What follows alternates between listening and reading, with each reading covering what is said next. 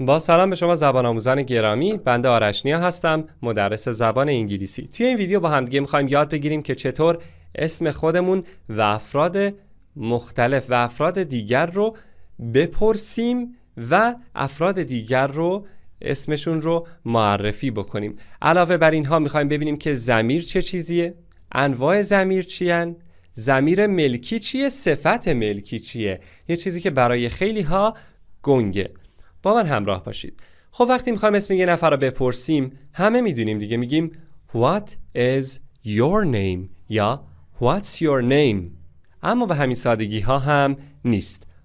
با من همراه باشید. اول میخوایم ببینیم که ضمیر چه چیزی هست.